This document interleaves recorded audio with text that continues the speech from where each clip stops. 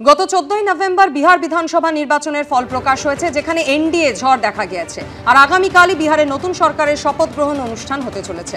পাটনার গান্ধী ময়দানে হতে চলেছে শপথ গ্রহণের এই অনুষ্ঠান। মোট 20 জন মন্ত্রী শপথ নিতে পারেন, এমনটাই খবর সূত্রের। নীতিশ কুমারের সঙ্গে শপথ নিতে পারেন 1 বা 2 জন উপমুখ্যমন্ত্রীও, সূত্রের এমনটাই খবর। সূত্রের আরও খবর, শপথ গ্রহণে থাকতে পারেন প্রধানমন্ত্রী এবং অমিত শাহ। শপথ গ্রহণে থাকতে পারেন এনডিএ শাসিত রাজ্যের একাধিক মুখ্যমন্ত্রী। নীতিশ কুমারকে নেতা নির্বাচন করতে আজ বৈঠকে বসতে চলেছে এনডিএ জোটের বিধায়করা। এরপরে বিধায়কদের সমর্থনে চিঠি সহ সরকার গঠনের দাবি জানানো হবে রাজ্যপালের কাছে। এই বৈঠক হওয়ার আগে পৃথকভাবে বৈঠকে বসতে চলেছে বিজেপি এবং জেডিইউ।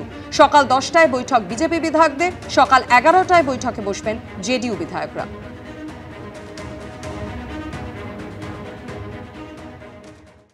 সন্ত্রাসী বিস্ফোরণের ঘটনায় দিল্লি ও কাশ্মীরে একযোগে চলল তল্লাশি।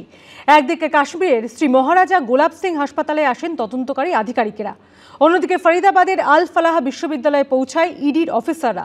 আর্থিক লেনদেনের বিষয়টি তদন্ত করে দেখার পর আল ফালাহ চ্যারিটেবল ট্রাস্টের প্রতিষ্ঠাতা জাভেদ আহমেদ সিদ্দিকীকে গ্রেপ্তার করা হয়।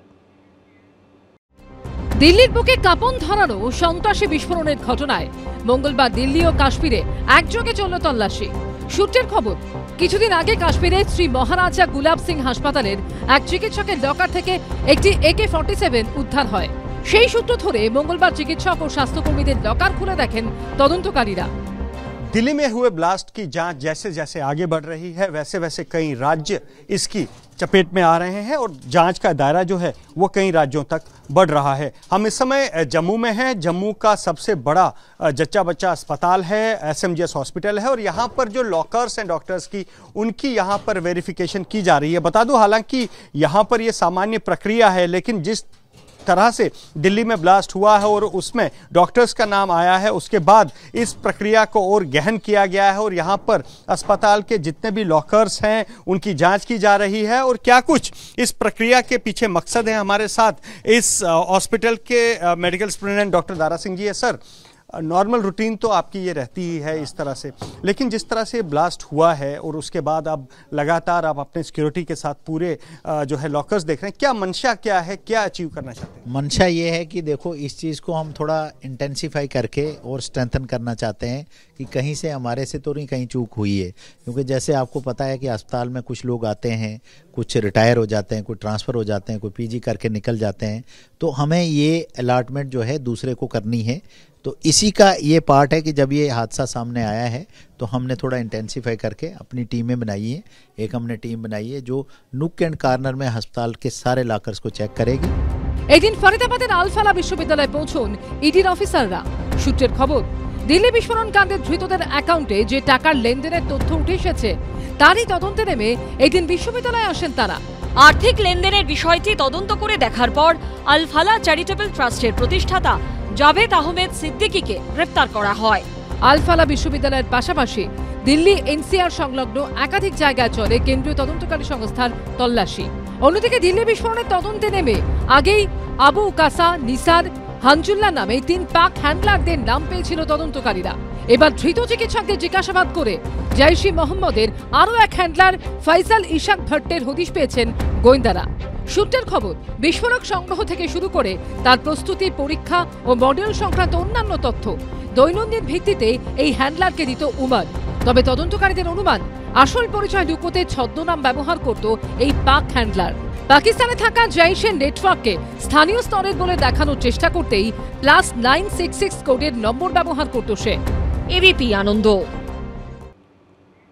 প্যালেস্তিনীয় জঙ্গি সংগঠন হামাসের মতো ড্রোন হামলার ছক কষেছিল চিকিৎসক জঙ্গিরা। দিল্লি বিস্ফোরণের ঘটনায় চাঞ্চল্যকর তথ্য উঠে এলো। গোয়েন্দা সূত্রে খবর, NIA-র হাতে ধৃত জাসির বিলাল ওয়ানি ওরফে দানিশ বিস্ফোরণের অন্যতম চক্রী। রাষ্ট্রবিজ্ঞানের স্নাতক হলেও ড্রোন তৈরিতে সিদ্ধহস্ত ছিল ধৃত যুবক। দেখতে ছোট কিন্তু কাজে মারাত্মক, বিপক্ষে প্রাণ নেবার জন্য যথেষ্ট, কিন্তু নিজের ক্ষয়ক্ষতির কোনো সম্ভাবনা নেই। ফরিদাবাদের চিকিৎসক মডিউলের পরিকল্পনা ছিল ভয়ঙ্কর। মেধা বুদ্ধিকে পুরোপুরিভাবে জঙ্গি নাশকতায় লাগিয়েছিল তারা। আর এই আবহেই সূত্রের খবর, দিল্লিতে গাড়ি বোমা বিস্ফোরণের আগে প্যালেস্তিনীয় জঙ্গি সংগঠন হামাসের মতো ড্রোন হামলার ছক কষেছিল চিকিৎসক জঙ্গিরা। ধরুন দিল্লির কোনো ব্যস্ত চৌরাস্তা, সিগন্যালে দাঁড়িয়ে রয়েছে শয়ে শয়ে গাড়ি, হঠাৎ করে আকাশ থেকে উড়ে এলো ড্রোন, আর পর মুহূর্তেই মাটি কাঁপানো বিস্ফোরণ। সূত্রের খবর 10-20 জন নয়, চিকিৎসক জঙ্গি মডিউলের টার্গেট ছিল দিল্লি ও দেশের অন্যান্য এলাকায় শয়ে শয়ে মানুষের মৃত্যু, ব্যাপক ক্ষয়ক্ষতি, সীমাহীন আতঙ্ক ছড়ানো। দিল্লি বিস্ফোরণের তদন্তে রবিবার শ্রীনগর থেকে জাসির বিলাল ওয়ানি ওরফে দানিশ নামে এক যুবককে গ্রেপ্তার করে এনআইএ। এনআইএ সূত্রে দাবি, এই দানিশ অনন্তনাগ জেলার কাজিগুন্দের বাসিন্দা। দানিশ উমরের ঘনিষ্ঠ সহযোগী ছিল। মারাত্মক তথ্য হলো, রাষ্ট্রবিজ্ঞানে স্নাতক হলেও ড্রোন তৈরিতে সিদ্ধহস্ত ছিল এই যুবক। উমারকে প্রযুক্তিগত সহযোগিতা করত এই দানিশই। বর্তমানে ড্রোনের মাধ্যমে বিস্ফোরক সরবরাহ করার জন্য আধুনিক প্রযুক্তি সম্পন্ন ব্যবস্থা তৈরির চেষ্টা করছিল সে।